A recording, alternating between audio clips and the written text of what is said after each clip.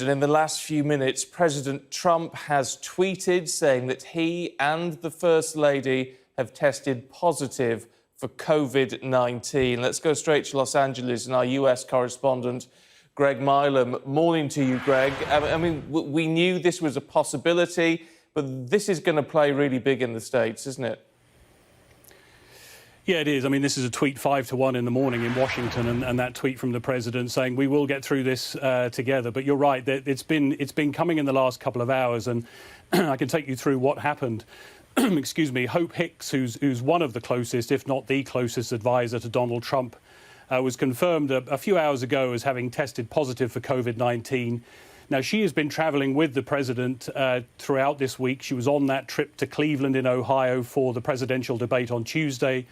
She was with him on a trip to a rally in Minnesota on Wednesday. Now, on that trip to Minnesota, she'd had a test. She was found to be negative before travelling. She began to feel unwell on the trip and quarantined on the plane back. She'd been on Air Force One and Marine One with the president. She tested positive when she got back, and that was on Wednesday night.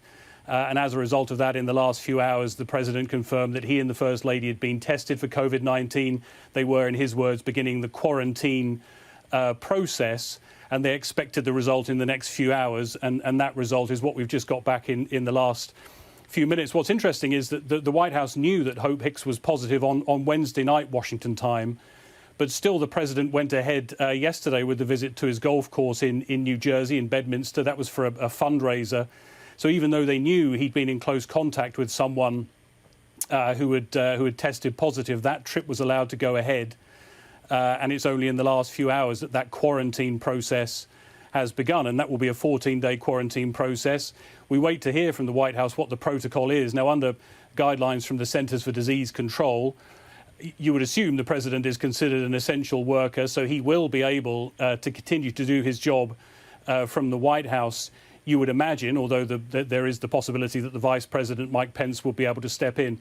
But all of this, of course, in an election campaign, and events planned for the next few days and weeks as he seeks re-election. This is a real bombshell from a man, of course, who has always downplayed his own vulnerability to this virus. Yeah, I mean, and of course, this is going to bring back all the things that he said right at the beginning of all of this, isn't it? I mean, even down to him claiming at one point that this was all just a hoax. I mean, in terms of the presidential campaigning and what the Democrats and those Republicans who are against Trump are going to say, I mean, this gives them almost an open goal, doesn't it? Yeah, I mean, you go back to the very beginning, and of course, in the presidential debate earlier this week, Joe Biden made a great play of the fact that Donald Trump early on had said this would disappear like a miracle. He mocked the fact that Donald Trump had talked about injecting bleach, although Donald Trump said he was being sarcastic. Of course, hydroxychloroquine, the president said he had taken a course of that to make sure that he didn't get the virus himself. And yet here we are, like his ally in Brazil, who had downplayed the risks, but then was tested positive.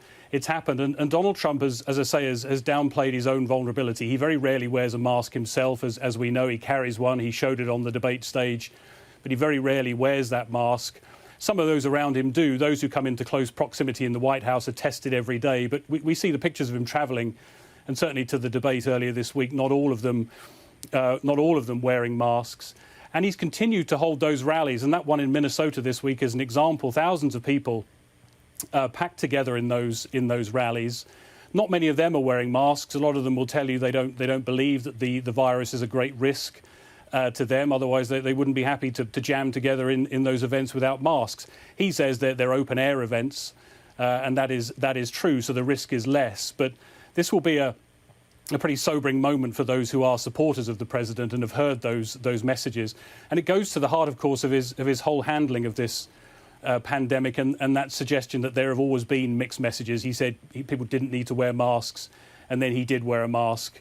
Said it's up to people to do what they want. He's talked about reopening the economy. He's talked in recent weeks about America rounding the corner in facing down this pandemic, in the face actually of what some of his medical experts have been saying. And here he is now himself testing positive, and the First Lady as well.